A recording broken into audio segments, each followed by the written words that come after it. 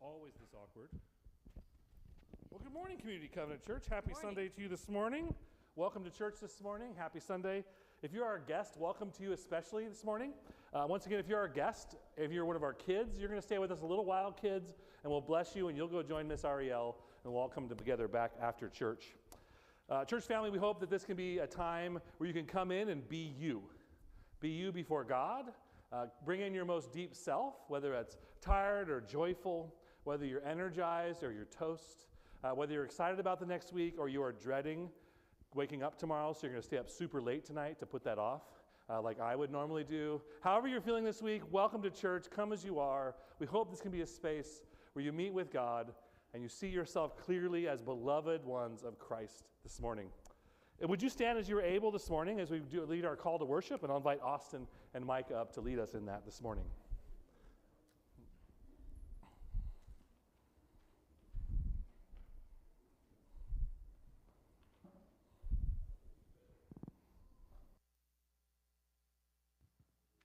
For our call to worship this morning, I will read the regular text, and please read the bold text together.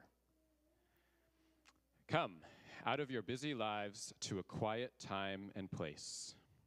Our souls thirst for some peace and quiet. Come and rest in the Lord, who will restore your souls.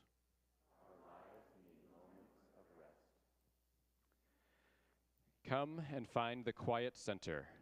Come, be at peace. Praise God, who offers to us a shelter and resting place. Amen. I just invite you to think about a phrase that's coming back to you and speaking to your heart this morning. Maybe God is speaking to you, to stop and listen and cast your burdens in God's hands, that you can truly find rest for your soul. God is a good, good Father.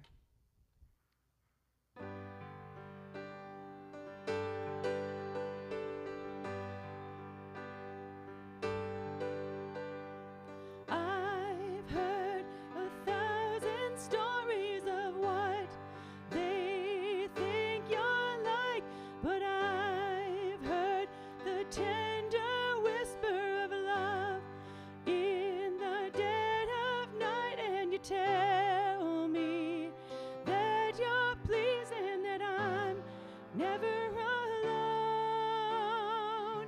You're a good, good Father. It's who you are. It's who you are. It's who you are, and I'm loved by you. It's who I am. It's who I am. It's who I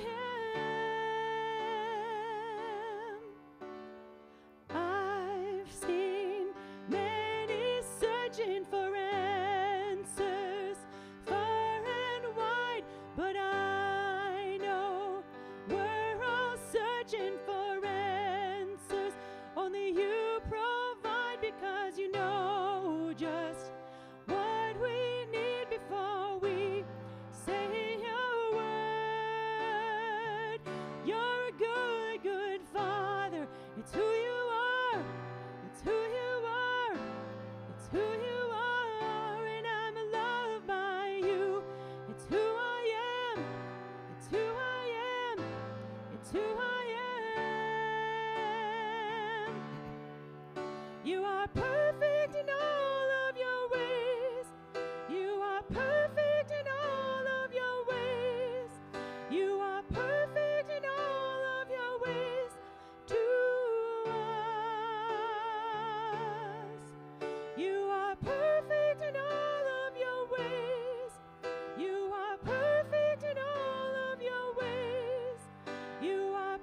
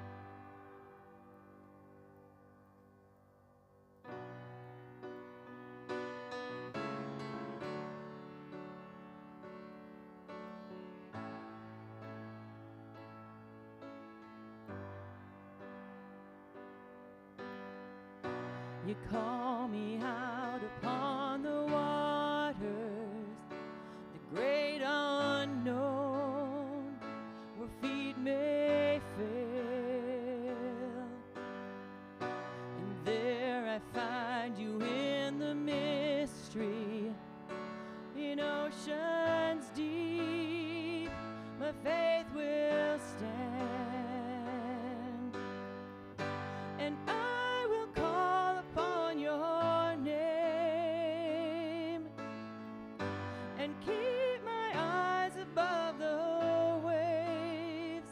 When oceans arise, my soul will rest in your embrace, for I am yours and you are mine. Oh, oh, oh.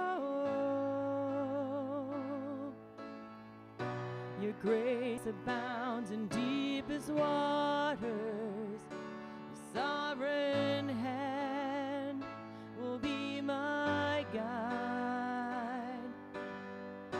Where feet may fail and fear surrounds me, you've never failed and you won't start now. So I will call upon your name and keep my eyes above the waves. When oceans arise, my soul will rest in your embrace, for I am yours and you are mine. Whoa, whoa. Take me deeper than my feet could ever wander, and my faith will be made stronger in the presence of my Savior. Pace us down a little bit as we come sprinting into this space. And what we'll be doing is every week, someone will be lighting the Sabbath candle and then sharing one activity they find particularly restful for them. We dive into the themes of rest and what it means.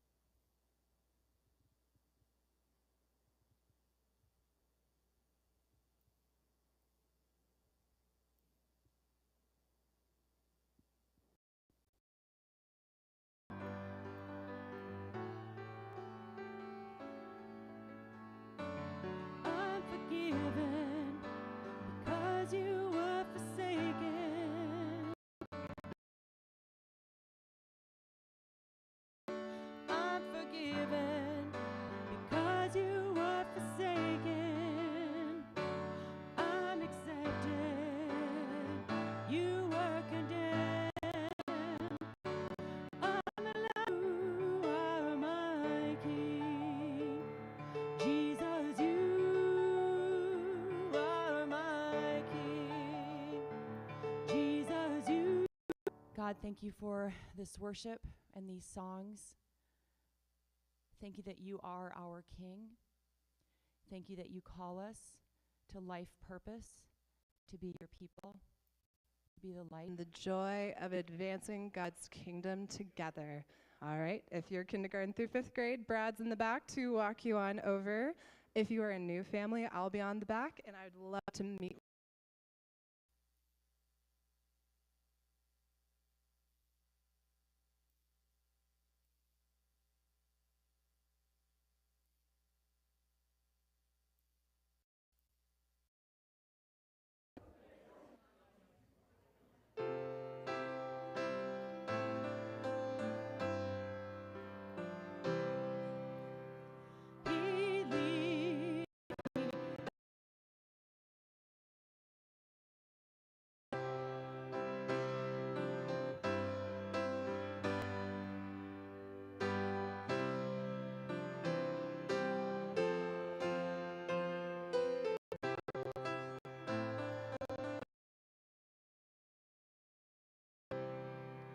He leads He leadeth me by his own hand. He leadeth me. It's not near cold enough for Jeremiah. Colder. We have some different things going on in our church family, including breakfast for women. Family Park Day that Erica Thomas has been doing. Make sure you take a look at that. And youth groups tonight. In the typical church, awkward, try and sell you photos, because I hate that. I remember going through those, and they take weird photos, try and sell you on them, and it makes me feel uncomfortable. And then we all end up with really this together with Peter Thompson, and they kill themselves to build this for us. We love to be connected as a church family. And so you're going to get a Google Doc in the church email, correct? And then at some point over the next month, we're going to take your picture. We're in Hawaii, okay? We don't need to be like, look where I vacated. It's not Instagram. This is the church directory. It's much different, okay? And so we're going to take photos, or you can send one into Rick. We'll have information over a month to make sure we catch everybody. There will be a Google form. If you've never gotten our church email, please, on the back here, there's an email that says office@cc.com. Office Administrator, Queen of the Church, Claudia Bender. That's the actual title for Claudia, Queen of the Church. And so if you want to email her and say, I want to be on the email list, please. That's how we give all our information out for the church family, what's going on, different events. So make sure you're on that list, and then we'll get you connected for the church directory. It's just a way to keep our family connected, especially in these times where about a third of our family is staying home for safety reasons or travel and watching online. And so we're very grateful that we're able to stream now to catch some of our friends that aren't able to be here. But at the same time, we want to stay connected as a church family. So get yourself in the directory. I promise it will be awkward. But that's what churches are for. Welcome to church this morning. I was thinking about one of my favorite cars. It was my 61 on the picture here, VW Beetle. It's about the color, too, It had a rag top. If you've never seen a rag top, it's a sunroof that's like a convertible. And it was great because I could stick my head out the top while I drove. And it was a lot more comfortable. And I remember, I loved this car. The rag top, it was slow. In the hot summers in Turlock, it couldn't go above 50 unless I drafted semi-trucks. This is not a joke. I would get behind semi-trucks so I could go 55. It was 105 degrees. It wouldn't go fast. It was slow. I loved it. It slowed my pace of life down.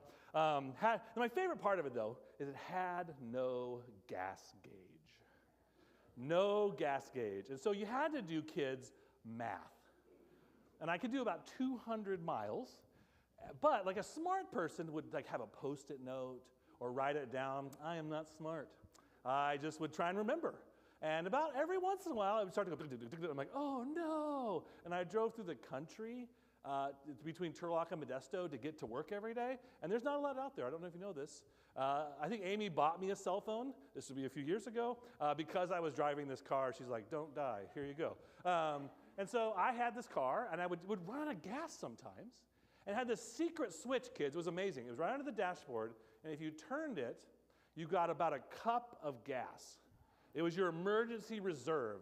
And you could limp your way to a gas station. And your prayer life was so good with this car. I never blessed or prayed over a reserve. Please, Lord, let the reserve tank. I'd come jumping into gas stations, dying and floating in. It was amazing. It was always running on empty, though. It was kind of like this crazy space where I was always doing this. I feel like my bug these days, my old bug. I feel like I'm running on my last cup of emotional, spiritual, and mental gas. Not physically, by the way, weirdly. Physically, I feel great. I have energy. Clearly, I'm fine. But it's like emotional, spiritual, and mental gas is, I'm using the word empty right now to try and describe what's happening, I feel like, in my life. There's this deep feeling for me of being empty. I know this because I have certain triggers where I get a little angrier easier, especially in what's called an automobile on what's called Lockhart Gulch Road. If you drive 10 miles an hour, I am usually probably very angry behind you and saying words I regret and probably shaking my fist at you in your rearview mirror. And they're like, that's my pastor, just leave him alone, he's empty. But I'm running on this kind of empty right now, which is very odd to me. And I have to feel this feeling of emptiness, not emptiness, it's running on empty. It's not that there's nothing in there, but there's no energy for reserve from which to pull when the extra energy is needed for emotional or spiritual or mental activities. I don't think it's just me. I think perhaps our whole culture is running on empty. Our churches are running on empty, and our families might even be running on empty. I'm guessing this because tempers seem to be pretty short still. I don't know if you've had to try and have a discussion with someone about something you disagree. It doesn't go well. Try it on Facebook. It'll be fine. Just be like, I don't agree. Just send that to somebody, just random, pick one. Could be like, birthday, I don't agree, and they're just going to light you up. Because people's tempers are short. Offense is high right now. I feel like I get offended really easy, and I watch other people do this in the grocery stores. It's getting a nightmare in the self-check line. I don't want to talk about the chaos and anarchy. It's like the purge, but different in the self-check line at Rayleigh's or whatever, Nob Hill. So I think people are we are in this, by the way, I find unchecked anger can be a symptom of emptiness. The anger seems to float up for me a little easier and unchecked in these times, and I see this happening around us. Many of us have nothing to give from our deepest selves. As I move around and I talk to people, I keep saying the word, I was in a pastor group of 40 people, and I said the word, I feel like I'm empty, and the whole room went, ugh. That's the word. That's the word describing after 2 years of a pandemic, which already drained us. And then we went ahead for summer, and we tried to do all the stuff we missed out on for 2 years of the pandemic. And now we're coming out of that like just a little empty, a little bit empty. We are running on empty. We are my bug. We are drifting on a cup of gas, I feel like. And even if you aren't individually, I think we are as a culture and in a church, in our families. But we don't have to. I think we want to not do this. We want to be living out of fullness, and we don't know how. I think we're kind of in this interesting space as I speak with folks. I want to go forward to what God is calling us into vision and energy, and I have nothing left to do the thing. So I want it, and I live in this tension of wanting to go forward and do what God has for us, and yet I have nothing to give that process going forward. I'm hoping for the next 6 weeks we can explore together with some guest speakers this thing together, this emptiness, and look through God's words to find answers for this modern kind of problem or struggle a lot of us perhaps are going through. Now, I'm going to dive into the beginning. Let's start from the very beginning. A very good place to start. I was watching Sound of Music this week, and I was very inspired, so I'm going to sing for you this morning. That's how that's going to work. They're like, Jeremiah, that's not restful. Shut up. Genesis 1 tells the story of creation. It's our earliest work, obviously. Genesis 1 starts the whole Bible, and it tells the story of creation. 6 days, God creates all the stuff we see. He creates light and dark before sun and moon, which is exactly how it works. That's pretty amazing. He creates the animals and the plants and the stuff and the humans and everything around us. He creates it all from that space. And what I understand, this is really important, I think, Genesis 1 was a story written down, inspired by God, to counteract other stories about reality. You know, and we live deep stories, as the ancients did. We have other words for them, ideologies, systems. But in reality, below all that is a story we tell ourselves about how we live. We tell ourselves a story about America, about the economy, about our families, about our denominations and our churches. We tell stories, and we live in the stories that we tell. Whether you know you do or not, we do. We live in these stories together. And the creation story was written to counteract other stories describing reality. And so God inspired the Hebrews to write a different way of creation to counteract. Creation, for especially, we call it the Enuma Elish. It's a fancy word, for the Babylonian creation story. So the Hebrew people are probably in exile in Babylon, and they're hearing the story of how creation worked. Tiamat, oh, what a great god name, right? Tiamat, she was the dragon goddess of chaos, which is my second favorite god. You almost got me on that one. Second favorite god. I just love the idea of like dragon. And she kind of was chaos. And Marduk comes along, and he defeats his mom, Tiamat, and he breaks her up into all of creation, right? And then Marduk's like, we don't want to work. Work is dumb. Let's create humans to be our slaves and do stuff we don't want to do. And that's how Babylonians say we got here. And the Hebrews were like, nope, not even close. Because when you tell that story, you're telling things like God is part of creation, which becomes a bit dangerous, we think. We call it pantheism, when God and creation are the same thing. And we talk about like when humans were built as slaves, we tell much different stories, because then the king can go, well, I am God's servant, so you're my slaves, which is a very convenient story if you happen to be king. Fair? And so these stories didn't work. So the Hebrew people were like, no. God is outside of time. And while the Spirit hovered, he was still outside of time and space, God was. And so God is outside of time, comes in and creates order from chaos, but chaos was not a God, it was just chaos. But every time God created, it wasn't annoying things he had to deal with, it's good. And it was good, and it was good. And then he invents humans, he goes, ki tov, which is so good in the Hebrew, so good. And this is the story, we were co-creators. And this story did battle with the Babylonian story because you live deep stories. And when you live the deep stories of the Bible, they will always counteract the culture we live in. The deep stories of the Bible call and challenge the stories of the culture around us.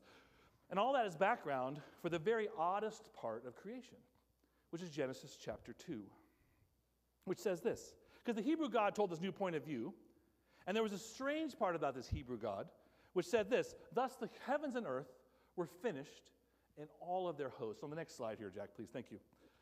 And on the seventh day, God finished the work he had done, and he rested on the seventh day from all the work he had done. So God blessed the seventh day and made it holy, because on it God rested from all the work he had done in creation. God rested. I need you to wrap your head around that for a minute. The word actually is more like God ceased doing the stuff. He desisted. God ceased working. He stopped. Does God need to rest? Don't answer that question too fast. I know your deep roots in church is like, no, of course not. All powerful, doesn't need to rest. I don't know. I'm going to say, I don't know, maybe. How's that? Because the text said he did. And Jesus rested when he was here. And so I'm going to be very careful with immediately going, no. I'm going to be careful with that. So God blessed this. God rested, right? God took a break from creation. He ceased what he was doing. And think about rest for a moment. He steps into, all life has a rest-work rhythm, doesn't it? All life has a work-rest rhythm. There is trees rest for the winter. Fruit trees do not produce all year long. If they do, there's something wrong with them. Animals rest on and off during the winter and summer. You know your heart rests between beats? There are rhythms of work and rest that are in creation. So even in creation, God joins the rest and work rhythms in which he put in place in creation. They're all around us, the work and the rest rhythm. And then we know after the rest he does, he talks about this rest he's going through. God blessed the seventh day and hallowed it, made it holy, made it separate, because on it God rested from all the work he had done in creation. In creation. This is a crazy verse. This is a crazy verse. Because God has ceased and he is resting, he is desisting, and now he's going to call the time when you enter rest, two things, blessed and holy. So not only is it a blessed space and time, when you enter rest, when anything enters rest, it's now blessed space, blessed time, but now it's also separate time. You're entering a weird time when you rest, or when we rest, or when anything rests, that is almost like God time, or holy time, or separate time. It's a new kind of time. And when he looks at, by the way, he could have looked at it all and go, well, I think a lot of stories we would tell ourselves is God blessed work. So get out there. Our Protestant mothers and fathers, our ancestors would have gone, God blessed work. So work 99 hours a week. And you can have Sundays off a little bit, but that's going to be kind of work at church too. Because for some of us, not just the people that work here, but some of you, church isn't particularly restful. You're getting there, but it's also a space maybe of anxiety and hurt and difficulty. And so God has blessed this holy space. And this is very, very special. There's some strange things happening here. First, Friedman notes that, this guy named Friedman notes, that in the creation story, we always talk about it like we were the end of creation, don't we? And the pinnacle were us, humans, we're neat. Breath in our noses and stuff, right? So he did it, we're in the image of God. That was day 6. This was not the pinnacle of creation. Genesis chapter 1 has God creating and ceasing and creating a holy separate day on the 7th day. The pinnacle final act of creation is the blessing and separation of rest. That's what it is. The final act of creation, the final energy God sends into the universe is a blessing and a separation of rest time. Think about that. Do you tell that story to yourself? Because I don't. I don't. We like to tell the story. Our creation is the culmination of creation. And telling the story this way is a bad way of telling the story. Think about all the damage it does when we think we were the pinnacle of creation. Because when we do that, we're like, cool, this is all our stuff now. We get to do what we want with it. Let's burn it all down, cut the redwoods for firewood, and let's have fun. And see what happens, because it's gone so well for the last 60,000 years. No, it has not. We have 3 mass extinctions that humans have done in the last 75,000 years, which is a lot, by the way. We don't need to do any more of those, I feel like. We can set those off on our to-do list this morning. And so we have this space. By the way, I always know when people tell the story this way, because I had friends being raised that would call it six-day creation. Because I believe in six-day creation. I believe in literal six-day creation. And I always say, wasn't there 1, 2, 3, 4, 5, 7? And they're like, nope, he rested that day. It doesn't count. So you miss the point of the story because we don't like the 7th day. We're confused that God rested. We don't like resting, and so we skip it. We're like, rest is icky. Doing nothing feels bad. By the way, when we stop at 6 days, we make ourselves the center. And we miss the story. We miss the story. We're living by the wrong deep story. A day of rest is a cosmic event that's the climax of creation.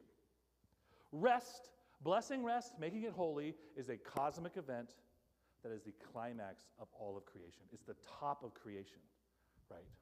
It is the end of it all. The first thing that the teachings of the Bible do is it sets apart not space, but time for ceasing. It sets aside a time where you stop working, you stop moving, you stop being busy, you stop hurrying, you stop busying your hands with things, you stop. Hear it again, you stop. And when you stop, something mysterious is being entered that is blessed and is holy. And if you think I understand what that means, I do not. That's why I'm doing a sermon series on it, so I can figure it out. Right? So I can figure out where this is all coming from and deep inside of me. Genesis 1 is about creating an ordered universe out of chaos. What is the final act of order? A day set aside, a holy time for resting. Rest is a blessed final act of God.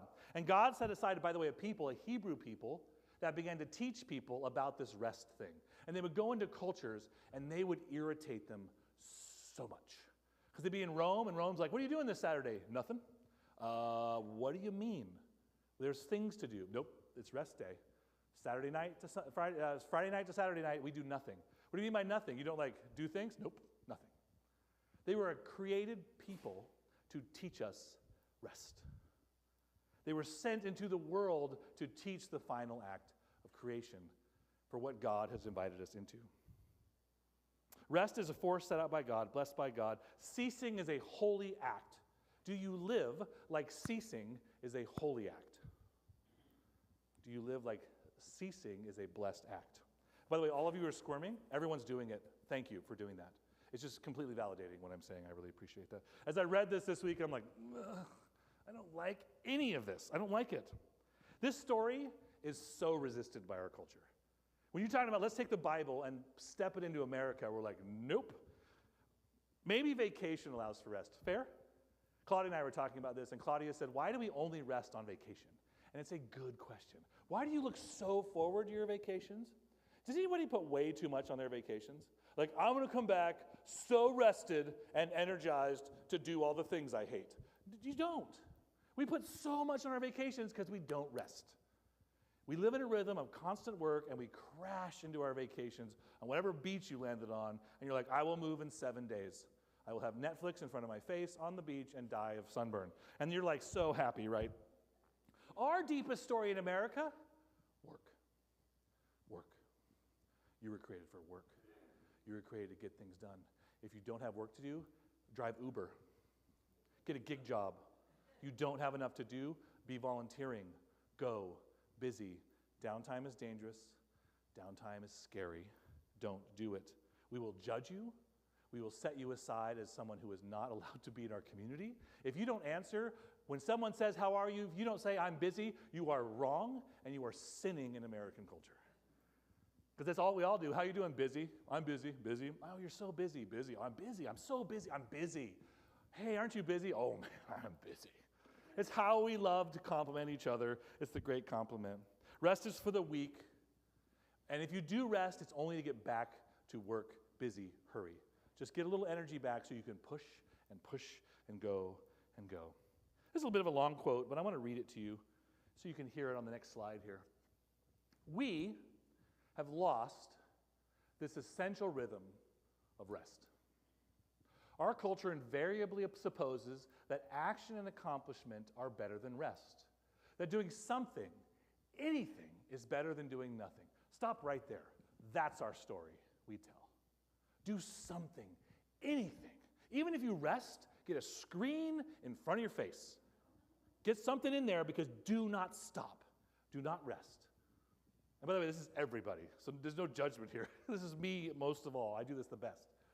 Because of our desire to succeed, to meet these ever-growing expectations, we do not rest. Because we do not rest, we lose our way.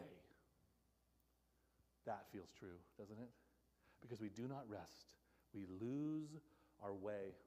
We miss the compass points that would show us where to go. We bypass the nourishment that would give us succor. We miss the quiet that would give us wisdom. We miss the joy and love born of effortless delight.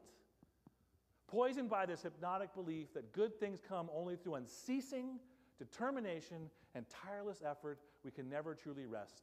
And for want of rest, our lives are in danger. Think of that last part. The hypnotic belief that good things come only through unceasing determination and tireless effort. If you work hard enough, you get your piece of the pie. So keep going. Well, I don't have it yet. You haven't worked hard enough, we would tell you. The American dream is for those that kill themselves on the altar of the story of the American dream. Our American story is at odds with the creation story. I don't think it's any shock to you. Rest is at the heart of reality is blessed. Rest is at the heart of a blessed reality. When we enter rest, we enter a blessed time blessed from, let's say, the Big Bang on. However long ago you think that was. 4.5 billion years ago, I think. 14 billion years ago. How many? Earth is more than 4.5 billion. My brain's not working at the moment. Too much caffeine. Emptiness. There's no gas. When we enter rest, we enter this blessed time. When God created the universe, he sent the blessingness of rest out into the universe along with creation. So as things rested, this became a blessed and separate time that God had blessed and set aside. Rest breeds wisdom and quiet and listening. What if you lived like rest was blessed and holy? What if you actually lived like the most blessed and holy time of your week were your rest spaces? Now, I don't think you should dive into a Sabbath right away. For most of us, it's not possible. What if your hour of rest you gave yourself every week, or two, or the afternoon at the beach, became you imagined as like, this is the blessed, holy time of my week, and this is the story I choose to live into now. What if we lived like the story invites us to live as a church and as individuals?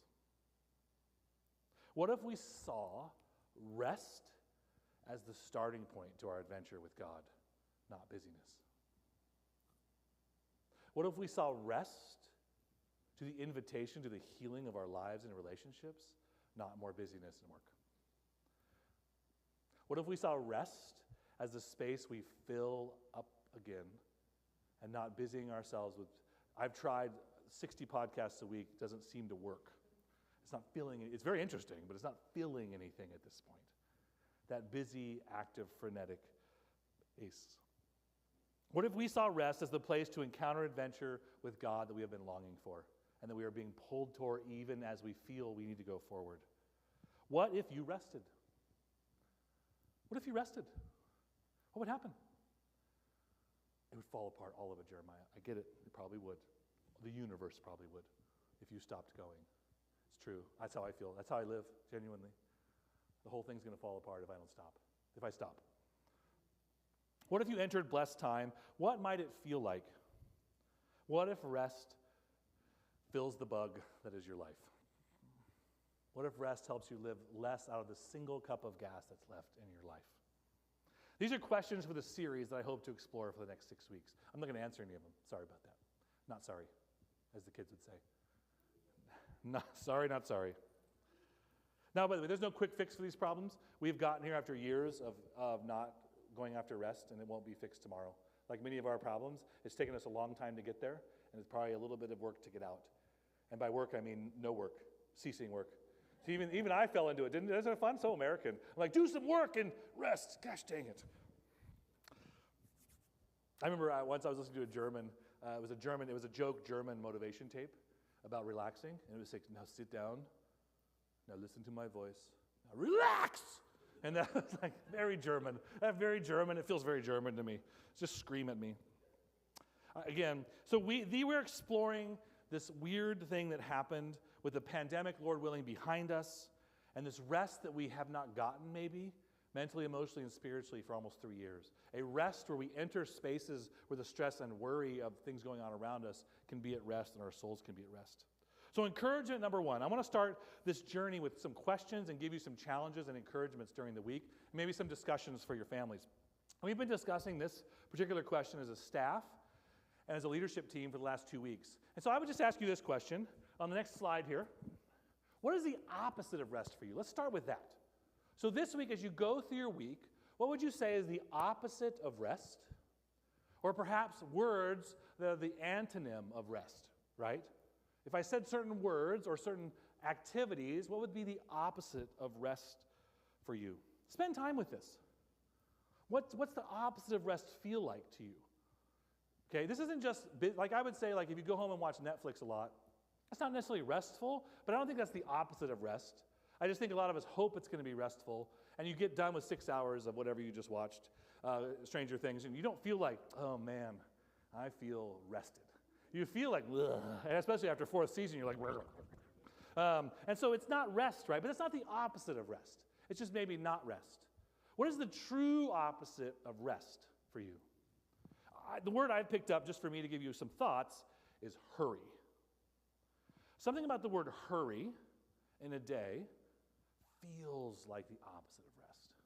When I've gone through a day with hurry, I could do one day with hurry, and the next day, for some reason, isn't hurried. The opposite of rest is this word hurry for me. So I encourage you, have a conversation in your families. What does it look like to rest? What does it look like the opposite of rest as we go forward this morning? I want to invite Margaret back up, and would you stand as you're able? We can sing one more song together. I know this feels discouraging. It does for me. It feels like I've failed when I get into these kinds of verses. And so I have to hear that God loves me as I am and loves me too much to leave me there.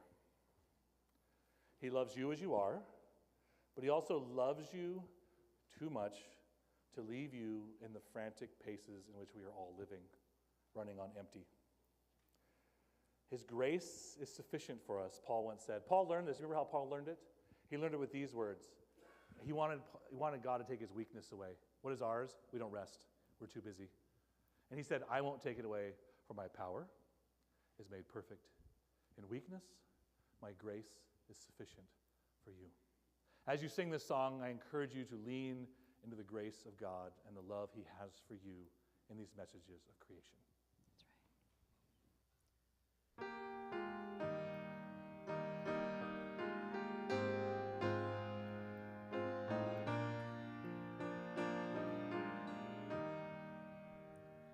Day by day, and with each passing moment, strength I find to meet my trials here, trusting in my Father's wise